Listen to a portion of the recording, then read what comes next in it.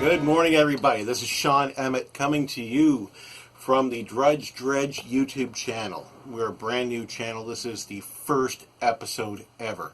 I really hope you like what we do here. The purpose of this channel is to entertain and inspire. What we want to do is get people who love things, who love to collect, who've got hobbies, who've got passions. As you can see by my set here, I'm very passionate about trading card games. I have so many things planned for this channel, and I hope that you'll come along this journey with me. Be a part of it, be a community. Please leave comments. I'd love to hear your feedback. Please share them with me if you have a story about how you left your hobby and found a new spark to come back to it. I would love to hear those type of stories from you. Back in the day, we didn't really have a lot of formats like we do now. In fact, I remember I didn't even have a playmat. I was lucky that I even sleeved my cards. I knew several people who didn't even do that. All of these things were fairly new concepts to the casual player. Buying singles, cracking packs, that was all fun. We had just started to learn about the two-headed giant ability to play. We even did, I think, at one time we did an 8-headed giant. I can't even remember how we figured that out. I don't know. Leave a comment, see if you'd like to see multi-headed giant go beyond 2. I'm sure sets like Battle Bond would be more than fun to play in that. I would love to actually share with you something fun and easygoing to kind of ease into the channel, to ease into the spirit of what we do here at Drudge Dredge. I've made a proxy deck. Now, I know what some of you are thinking. Whoa, whoa, whoa, whoa, whoa, whoa, whoa. You love the game so much. Why are you playing with proxies? No, no, no, no, no, no. Not playing, just creating a deck. I don't think it's very playable. We'll see. Aside from looking at the titles and finding the fun cards, I haven't really delved into it too much. I wanted to save that and explore it with you. What I figured is pick a theme. If you could make any type of deck from anything, what would you do? That's a great challenge. I'd love to hear your comments. I would love to hear what kind of a proxy deck you would make. If you had carte blanche to make anything out of anything for fun, just to see if it would work, just to see the humor involved, or the action, take your favorite movie, comics, anything like that. But for me, I was lucky enough that there's many people online who created cards of this type that I was able to take some images. I do not take any credit for anything regarding these images. They are not mine. They are someone else's creation, but I've used them for this video simply for demonstration purposes. I take no credit in the creation.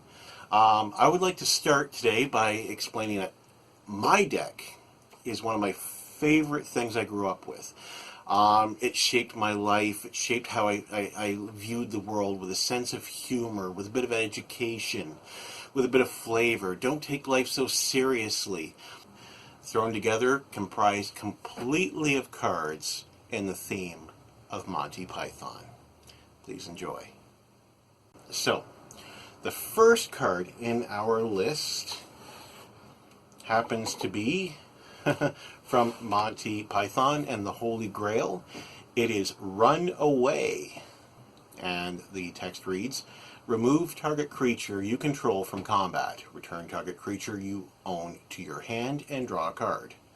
With the flavor text here as a quote from King Arthur, which is the character on the left, in the white surcoat. We'd better not risk another frontal assault. That rabbit's dynamite. That, of course, is referencing the killer rabbit scene. So the next card in the list is Tim the Enchanter, which is also code for Prodigal Sorcerer, if you follow along closely to the Magic the Gathering content. He's rather formidable, I must admit. We have Arthur, King of the Britons. Pretty decent card, really. We have the Black Knight Guardian in the flavor text when all of his limbs have been removed and he's nothing but a head and torso. And Arthur begins galloping away with his coconuts. Okay, come back here and take what's coming to you. I'll bite your legs off. So what we have next is the Black Beast of...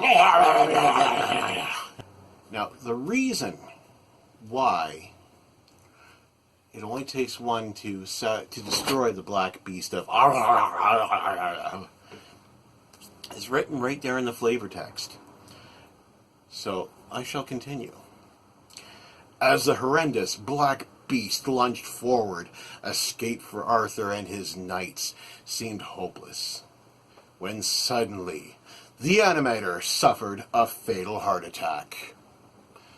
And so, by default, the Black Beast of was defeated. Sir Robin the Coward, he gets to escape, but it's not the escape mechanic. You don't start a revolution at the top. You start with graffiti, and that's what this is. The problem is that he doesn't know Roman quite as well as he figures. So here we are with Romanus Iunt Domus. Romanus Iunt Domus, people called Romanus, they go the house. Could it be any more clear? Sir Galahad the Chaste. Converted mana cost of 4. I know maths. But I will read the bottom, because I'm going to. So whenever a creature is exiled from a round table ability, you may search your library for an artifact card with a converted mana cost less than or equal to the number of vanquish counters on creatures you control. Reveal it and put it into your hand. Then shuffle your library. Couldn't be simpler. There's the variant on Wrath of God.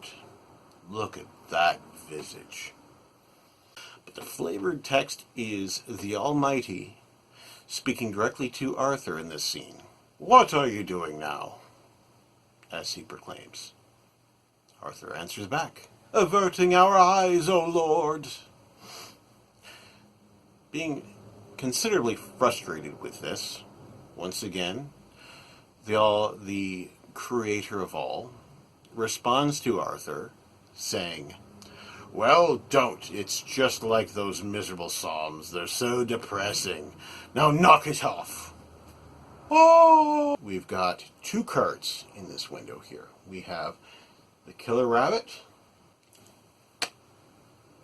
and I do believe it is Tim proclaiming the flavor text, behold the cave of Kerbanook. And this wee little bunny is a 7/7 power and toughness to begin with. So it seems that its only weakness is the card directly adjacent to it, the Holy Hand Grenade, which we will have another card explaining more of this wonderful device of destruction and fun later. The Holy Hand Grenade of Antioch is indestructible. It's not how grenades behave. I see the flaw in the logic. Remove target rabbit from the game. Goodbye, wascally rabbit. And the Lord spake, saying, first shalt thou take out the holy pin. Then shalt thou count to 3, no more, no less. 3 shall be the number thou shalt count, and the number of the counting shall be 3.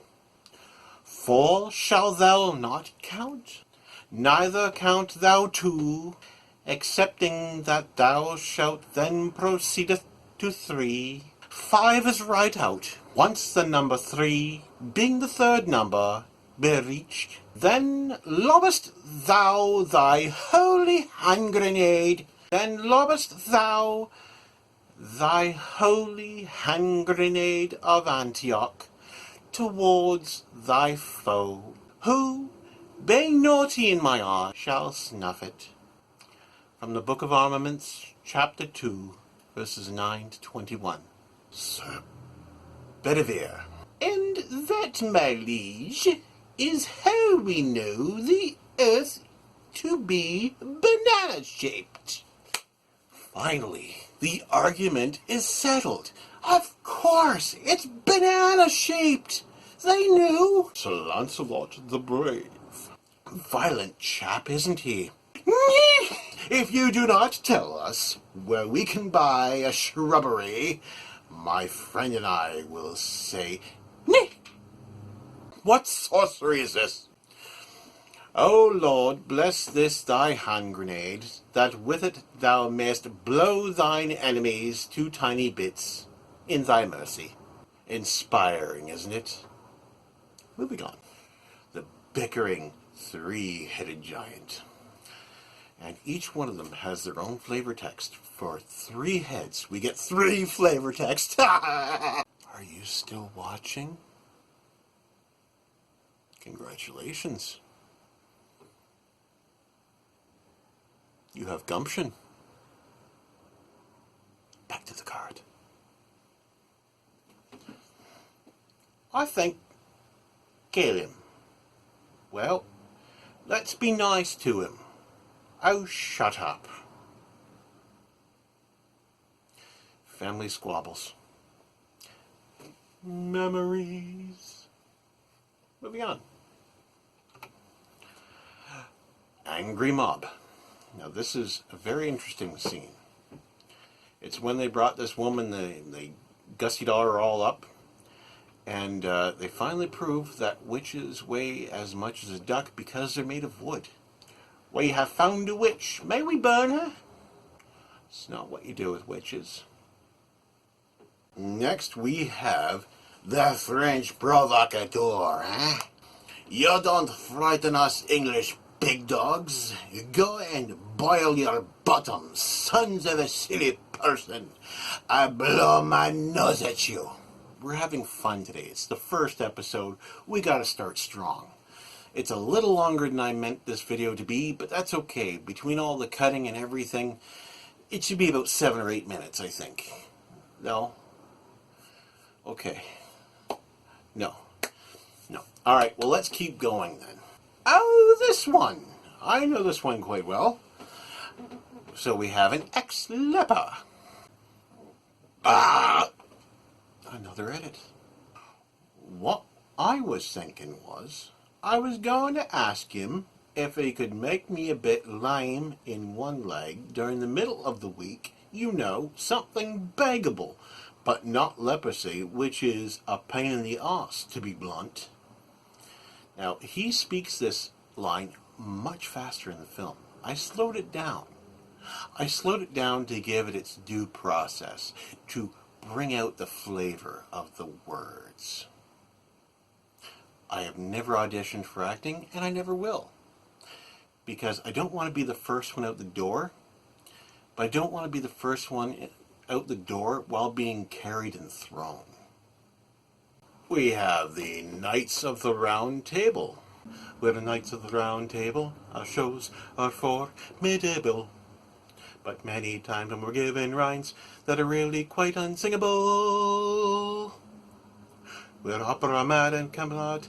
We sing from the diaphragm a lot. Thank you. Thank you for all those wonderful compliments down in the comment section about my glorious singing. It's much appreciated. We have protection from black and red. And when you play Loretta and Stan is in play, Stan is removed from the game entirely and Loretta gets a +1/+1 counter.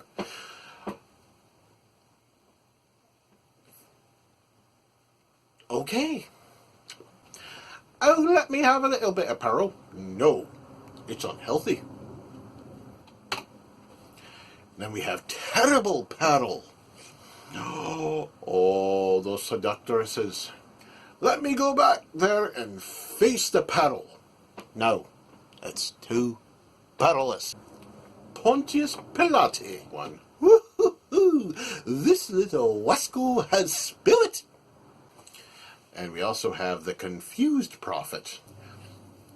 Cut.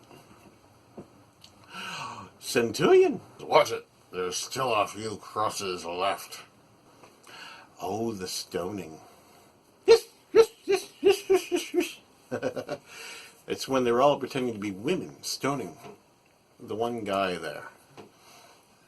So there's this one guy there who basically explains that he's being stoned because he took the name of the Lord and he said it aloud. And the Romans could hear this. This is a big no-no. It's a stoning offense, it is. In which case, as you can see by the looks on their faces, they take up these big rocks and whip them at you. Not a fun day. Oh, lay off! We haven't started yet! That would be what the old guy who they're going to pummel with stones sounds like. A hermit. This one's, again, from Life of Brian. He's an old person, according to the card. Brother Maynard. He is the one who carries the holy hand grenade. And the Lord did grin, and the people did feast upon the lambs and sloths and carp and anchovies and orangutans and breakfast cereals and fruit bats. From the Book of Armaments, chapter 2, verse 9. And we have a Roman soldier. I've had enough of this rowdy, rebel, sniggering behavior. From Pontius Pilate, from Life of Brian. So this is the one called Broken Promise. Promised me the known world, he did. I was to be taken to Rome. House by the forum, slaves, horses' milk, as much gold as I could eat. The alien. I should not give away this part. Not at all. Just enjoy the card. No explanation. You'll understand why. Go see the film if you haven't already. And yes, the movie is correct. It's in Life of Brian. This one's from Monty Python's The Meaning of Life. And this is the supporting feature. So this film happens before the feature film. Kind of like a mini presentation before the movie while everyone's in the theater getting their snacks and treats and finding their seats and all of that. So it's a wonderful little addition they gave. Special presentation. So these are the accountancy pirates. Again, it's another old person. You might want to do an old person tribal deck. Or not. So we can tap it and take control of target ship until the end of turn. And the flavor text is adopting, and improving traditional business practices. The permanent assurance puts into motion an audacious and totally unsuspected takeover bid. Wonderful. The accountancy shanty. We shall read. Better yet, we shall sing. And if you know the song, join me. It's all tax deductible, we're fairly incorruptible, we're sailing on the wide accountancy.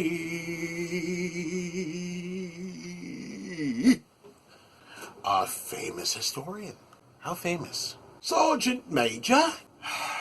And yes, I'm going to do the voices again. Now today, we're going to do marching up and down the square. That is, unless any of you got anything better to do. Oh yes, nudge, nudge, snap, snap, grin, grin, wink, wink, nudge, nudge, say no more, say no more, say no more. Nobody expects the Spanish Inquisition. Blackmail. Again, this is from Flying Circus. They also edited it too, and now for something completely different. This was a great skit. It is an enchantment. Yes. And it's all bad. We have swamp sources of mana aplenty. You gain control of target permanent unless its owner pays 3 life. It's being held hostage. You've got to get the gains. Edit that out. You may use this ability only when you could play a sorcery, and only once each time. You got to blackmail someone new. You got to do it again and again and again and again. It's like the phone calls. They just keep going. No, it's all right. We don't morally censor you. We just want the money. Great card. The Minister of Silly Walks. I'm sorry to have kept you waiting, but I'm afraid my walk has become rather silly recently, and so it takes me rather longer to get to work. Yes. Great card. Great card. And my friends, this has led us to the end of our journey together for this inaugural episode. It was incredibly long. Thank you if you've made it to the end. Thank you for suffering through it, through my sleep-deprived, sound-interrupted, incessant meandering. I appreciate you all. Thank you all. Not every episode is going to be like this. It's going to be much worse. It only gets worse from here, folks. I don't know what to tell you. You know, I just can't help myself. I'm having too much fun. So I want to hear from you. I want to hear positive comments. I want to hear that you had fun watching me. I have fun no matter what happens because I am not afraid of humiliating myself. There's no fear there. As long as someone gets a laugh, I'm happy. I will do more serious episodes, probably. We'll see what happens. I kind of enjoyed myself. I won't lie. I really enjoyed this. But in the meantime, I've got some more decks, some not proxy decks, which is what this was. This was just my spin on a Monty Python themed proxy deck. I figured a lot of people out there have mentioned over the interwebs in various forms that they would like to see what kind of a deck you would make if you had carte blanche to just roam free and let your imagination take you where it will. But what I have coming up very soon will actually be my list of commander decks I've built. That will be more serious. There's no proxies involved. These are pure decks. There's a couple I haven't quite finished yet, but I have my plans for them. There's some cards that I'm missing, but I plan to acquire. There's one deck that I currently have yet to build, but I will probably post it last, seeing as I want it built. I want to have a chance to try it out, to see if it all works together with the right flavor, with the right balance, does what I want it to do, makes people cry, all that fun stuff. Okay, so I'm mostly kidding about the crying. I will admit I do run on salty tears and coffee. So, you know, I do believe in being kind to each other, though. The salty tears is simply an allegory for the playing of your games. You know, it's always fun to put your opponent off balance. You know, just see what kind of a game unfolds. It's all about that level of fun. I look forward to seeing you again. Please, all of you, stay safe. This has been Sean Emmett for the Drudge Dredge YouTube channel. Thank you for watching.